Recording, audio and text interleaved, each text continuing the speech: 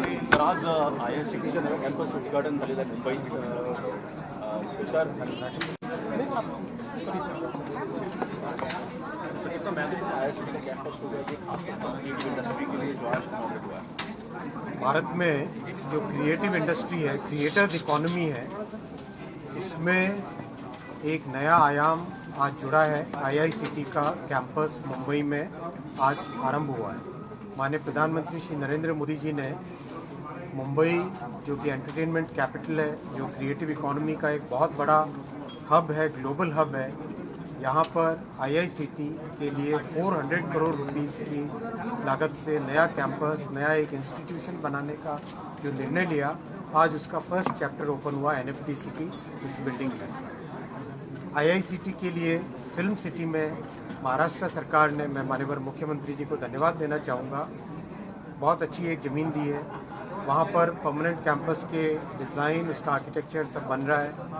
और आज जो चालू हुआ ये NFDC कैंपस, इसमें इंडस्ट्री के साथ जुड़कर इंडस्ट्री ओरिएंटेड कोर्सेज और फर्स्ट ईयर में ही करीब 300 स्टूडेंट्स और ट्रेनर्स को यहाँ पर कुछ 3 मंथ्स के कोर्सेज, 6 मंथ्स के कोर्सेज, 1 ईयर के कोर्सेज, 2 ईयर के कोर्सेज, इस तरह के बहुत ही इंडस्ट्री ओरिएंटेड कोर्सेज से स्टार्ट करेंगे, क्योंकि बहुत खुशी की बात है कि पहला कैंपस आज चालू हुआ।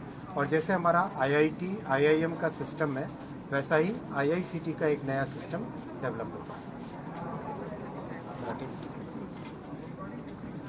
आज अत्यंत आनंदाची गोष्ट आहे की वेव्सच्या वेळी माननीय प्रधानमंत्री मोदीजींच्या नेतृत्वामध्ये माननीय I&B मिनिस्टर श्री अश्विनी वैष्णवजींनी जी घोषणा केली होती की मुंबईमध्ये इंडियन इन्स्टिट्यूट ऑफ टेक्नॉलॉजी सारखं Indian institute of creative technology IICT हे सुरू करण्यात येईल। आणि या IICT करता महाराष्ट्र सरकारने फिल्म सिटीमध्ये गोरेगावमध्ये एक जागा दिलेली आहे। त्याकरता भारत सरकारने 400 कोटी रुपये बिल्डिंग बांधण्याकरता दिलेले आहेत। अतिशय आयकॉनिक अशा प्रकारची बिल्डिंग ही त्या ठिकाणी तयार होते आहे। पण 2 वर्ष वाट न पाहता लगेच IICT सुरू करण्याकरता या ठिकाणी एक कॅम्पस सुरू करण्यात आलेला आहे आणि आजपासून त्याचे ॲडमिशन्स देखील ओपन झालेले आहेत। रेकॉर्ड वेळेमध्ये IICT सारखी आयकॉनिक इन्स्टिट्यूट जी केवळ भारत सरकारची किंवा महाराष्ट्र सरकारची इन्स्टिट्यूट नाही, तर ही क्रिएटर्स इकॉनॉमीची इन्स्टिट्यूट आहे, त्या इंडस्ट्रीची इन्स्टिट्यूट आहे। कारण देशातल्या या क्षेत्रातल्या ज्या सगळ्या नामांकित कंपन्या आहेत त्या सगळ्यांचं कोलॅबोरेशन होऊन IICT तयार होते। त्यामुळे ही पहिली इन्स्टिट्यूट आहे की जी इंडस्ट्री पार्टनरशिपमध्ये आणि सगळ्या आयकॉनिक इंडस्ट्रीजला एकत्रित आणणारी आहे। आणि मंत्री मोदयांनी सांगितलं की युनिव्हर्सिटी ऑफ यॉर्क जी आहे त्याच्याही सोबत एक टायअप करण्यात आलेला आहे। त्यामुळे मला असं वाटतं की मुंबई जे देशाचं एंटरटेनमेंट कॅपिटल आहे ते अधोरेखित करण्याकरता भारत सरकारने नेक्स्ट जनरेशन एंटरटेनमेंट जे आहे याच्याकरता जो सगळा ह्युमन रिसोर्स तयार होणार आहे तो तयार करण्याचं महत्त्वाचं केंद्र म्हणून मुंबईला निवडलं आणि त्याची आज सुरुवात झालेली आहे। आणि म्हणून मी भारत सरकारचे आणि माननीय प्रधानमंत्री मोदीजींचे, माननीय मंत्री महोदय अश्विनी वैष्णवजींचे महाराष्ट्र सरकारच्या वतीनं, महाराष्ट्राच्या जनतेच्या वतीनं आणि मुंबईच्या एंटरटेनमेंट इंडस्ट्रीच्या वतीनं खूप खूप आभार मानतो। देशभरात या ठिकाणी क्रिएटर्स येतील, काही प्राधान्यक्रम असणार आहे का मुंबई किंवा असं काही?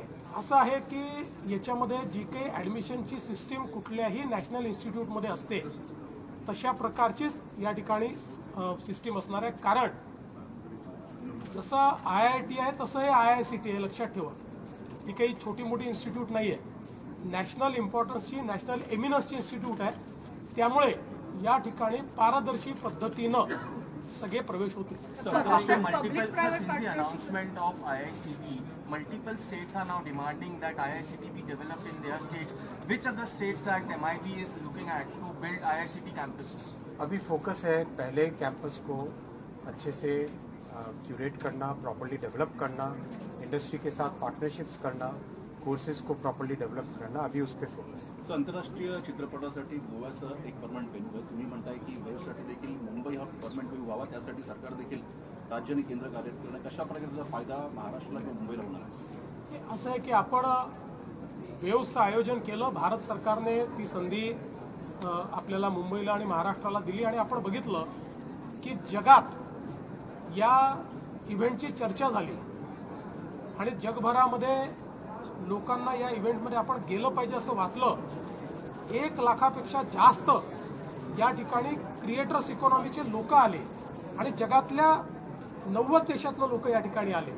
त्यामुळे हा इव्हेंट भारताचा ग्लोबल इव्हेंट म्हणून आणि त्याचं केंद्र मुंबई म्हणून या ठिकाणी विकसित व्हावं अशी आमची इच्छा आहे. त्या संदर्भात भारत सरकारची आमची चर्चाही झाली आहे. प्राथमिक त्यांनी आम्हाला त्या संदर्भात सकारात्मकता दाखवली आहे. त्यामुळे एक वेव्हचं परमनंट सचिवालय, कायम सचिवालय या ठिकाणी तयार करून आणि त्यातनं ॲन्युअल किंवा बाय ॲन्युअल जे काही केंद्र सरकार ठरवेल त्या प्रकारचा वैश्विक इव्हेंट हा क्रिएटर्स इकॉनॉमीचा या ठिकाणी करावा असा आमचा प्रयत्न आहे. थँक्यू.